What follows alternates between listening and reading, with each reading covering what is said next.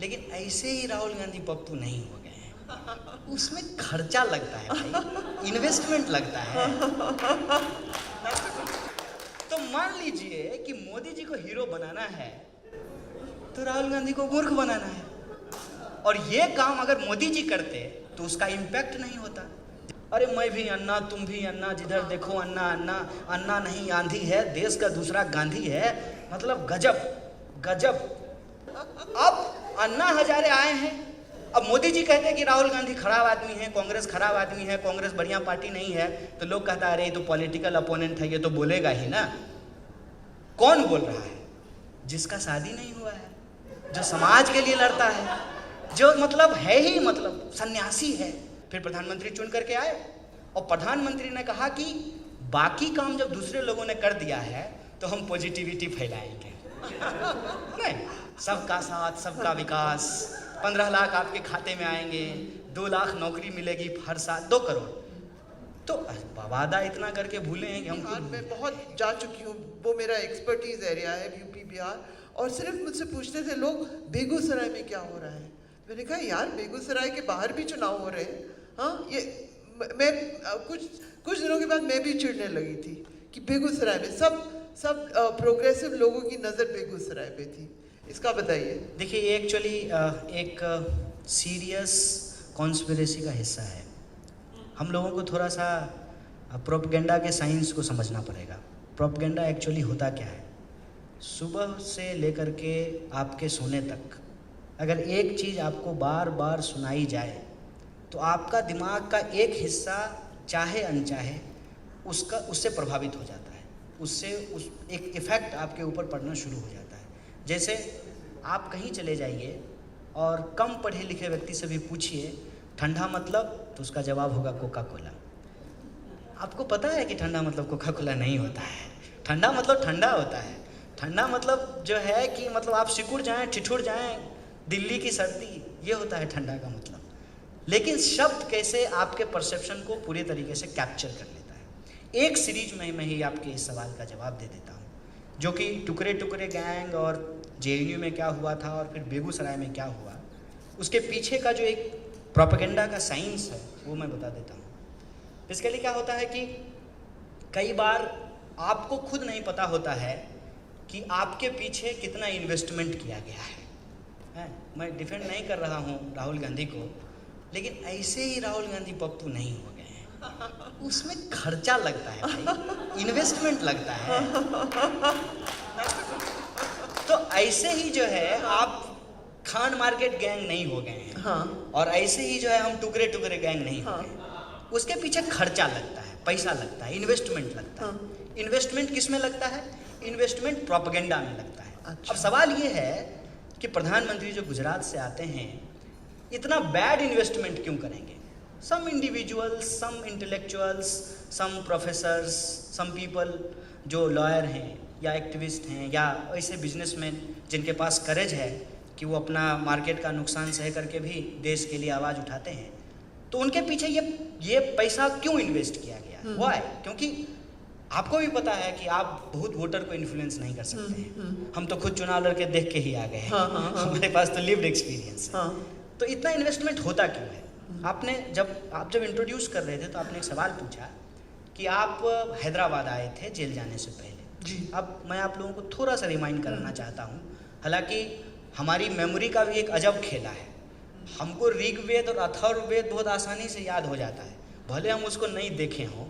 लेकिन 2009 में क्या हुआ था, 2002 में क्या हुआ था, 1985 में क्या हुआ था, वो हम याद नहीं कर पाते हैं। मैं बस थोड़ा कोशिश करता हूँ कि अब थोड़ा पीछे जाएं। जब 2014 में सरकार बनी तो उस सरकार को बनने के बाद लोगों ने कहा कि लोग कांग्रेस से बहुत परेशान थे। 2G 3G जीजा जी तरह तरह की जो है चीज़ें हुई।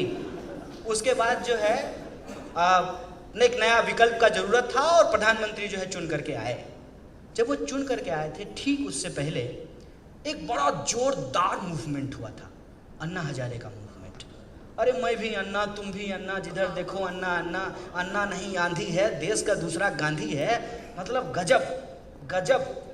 हर मतलब जिस पत्रकार को आज आप अरविंद केजरीवाल को गाली देते हुए सुनते होंगे, वो अरविंद केजरीवाल का तो वाह, ऐसी चरण वंदना की पूछिए मत। ये मतलब अर्नब गोस्वामी की बात कर रहे हैं, अर्नब की बात कर रहे हैं। अरविंद केजरीवाल जो है वो व्यक्ति नहीं है, अवतार है। ऐसा वही पत्रकार कर रहे थे, तो ऐसे तो वो नहीं कर रहे होंगे, इन्वेस्टमेंट होगा।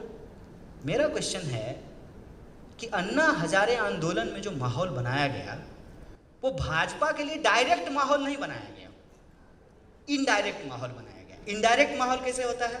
मान लीजिए कि मेरे बाप जो है फिल्म के प्रोड्यूसर हैं, तो हमने कहा डायरेक्टर को सुनो बे हम हीरो होंगे। अब मेरी शक्ल जो है, मेरी शक्ल अब हीरो होने लायक है नहीं, तो हमको हीरो बनाना है तो क्या करना पड़ेगा? साइड एक्टर हमसे भी छोटा ढूंढ करके लाना पड़ेगा। लंबा हम तब में दिखेंगे और हम आगे रहेंगे, बाकी लोग पीछे रहेंगे, ठीक है ना? तो मान लीजिए कि मोदी जी को हीरो बनाना है तो राहुल गांधी को मूर्ख बनाना है, और ये काम अगर मोदी जी करते तो उसका इम्पैक्ट नहीं होता। जैसे आप एक चीज देखिएगा, टीवी पे जो विश्लेषक आते हैं वो अपनी पार्टी से उनका क्या संबंध है ये वो नहीं बताते हैं, कहते हैं मैं राजनीतिक विश्लेषक हूँ, ताकि लोगों के सामने क्या मैसेज जाए कि ये इंडिपेंडेंट आदमी है, इसका किसी से कोई लेना देना नहीं है, ये धूमकेतु है, ये ऐसे ही पृथ्वी का चक्कर लगा रहा है, ऐसा फील कराया जाता है। नहीं, अब अन्ना हजारे आए हैं, अब मोदी जी कहते हैं कि राहुल गांधी खराब आदमी है, कांग्रेस खराब आदमी है, कांग्रेस बढ़िया पार्टी नहीं है, तो लोग कहता है अरे ये तो पॉलिटिकल अपोनेंट है, ये तो बोलेगा ही ना। कौन बोल रहा है? जिसका शादी नहीं हुआ है, जो समाज के लिए लड़ता है, जो मतलब है ही मतलब सन्यासी है। हालांकि काम और धर्म की बात कर रहे थे साहब, धर्म का धंधा करने वाले आजकल बहुत काम में लिप्त हैं, आसाराम बापू, चिन्मयानंद, नए नए नाम आते रहते हैं। तो ऐसा फील कराया गया। फिर प्रधानमंत्री चुन करके आए और प्रधानमंत्री ने कहा कि बाकी काम जब दूसरे लोगों ने कर दिया है तो हम पॉजिटिविटी फैलाएंगे। नहीं, सबका साथ सबका विकास, 15 लाख आपके खाते में आएंगे, 2 लाख नौकरी मिलेगी हर साल, 2 करोड़। तो वादा इतना करके भूले हैं कि हम खुद भूल जा रहे हैं कि क्या बोले थे। तो ऐसा पॉजिटिविटी फैलाया गया और कि एक माहौल बना करके वो आ गए सरकार में आ गए। तो जैसे 2019 के बाद हुआ वैसे ही 2014 के बाद हुआ था, ऑपोजिशन छुट्टी पे चली गई। याद कीजिए, ऐसा नहीं हुआ कि 2019 के बाद अपोजिशन छुट्टी पे चली गई है, 2014 के बाद भी अपोजिशन छुट्टी पे चला गया था। विरोध कहां से शुरू हुआ था? विरोध शुरू हुआ था यूनिवर्सिटी कैंपस से। मैं कोई स्पेशल आदमी नहीं हूं, ये मैंने 135 करोड़ के इस देश में आई एम नॉट स्पेशल कि मुझे ही क्यों प्रोपेगेंडा का शिकार बनाया गया। Unfortunately for me and fortunately for the Modi ji कि मैं उस वक्त जेएनयू का प्रेसिडेंट था। मैंने एक तरफ वो चुन करके आए, एक तरफ हम चुन करके आए। अब इसमें मेरी गलती तो थी नहीं, हम चुन करके आ गए, हम जेएनयू के प्रेसिडेंट थे। और अलग अलग कैंपसेस में सरकार ने आते ही जो ऑनस्लॉट करना शुरू किया, जैसे मैं कुछ इंसिडेंट बस आपको याद दिला देता हूँ, मे बी आप यू आर इंटरेस्टिंग और not, but I am telling you. Ambedkar Periyar study circle था IIT मद्रास में, उस पर बैन कर दिया गया। रोहित वेमुला का इंसिडेंट हुआ हैदराबाद सेंट्रल यूनिवर्सिटी में। FTII का आंदोलन शुरू हुआ जहां अनुपम खैर साहब गए थे। ऐसे ही बीवी जो है वो नहीं सांसद होती हैं, गाना तो गाना पड़ता है सरकार के पक्ष में। उनकी वाइफ जो है वो सांसद है और वो जो है बाद में FTII के डायरेक्टर भी बने थे। उस FTII में मूवमेंट हुआ, अलग अलग यूनिवर्सिटी में मूवमेंट हुए। तो उस यूनिवर्सिटी में हम लोग पढ़ते थे, शांति से अपना पढ़ रहे थे। सरकार बदल करके आ गई, क्या फर्क है? जैसे पिछली सरकार का मजाक उड़ाते थे, इस सरकार का भी मजाक उड़ाएंगे। 2014 से पहले जाकर के आप मेरा ही टाइमलाइन देख लीजिए। आजकल हमको मनमोहन सिंह बहुत जेंटल लगते हैं, लेकिन उस जमाने में हम लोग उनके ऊपर मीम्स बनाते थे, उनके ऊपर जोक्स बनाते थे। और यूनिवर्सिटी में यही माहौल होता है कि अपने सवाल को लेकर के स्टूडेंट जो हैं वो प्रोटेस्ट करते हैं, सरकार कुछ मानती है कुछ नहीं मानती है, this is normal course of action. लेकिन ये सरकार जब चुन करके आई तो जेएनयू अपने आप में ये जो अलग अलग जगह पे मूवमेंट हो रहे थे उसका सेंटर बन गया।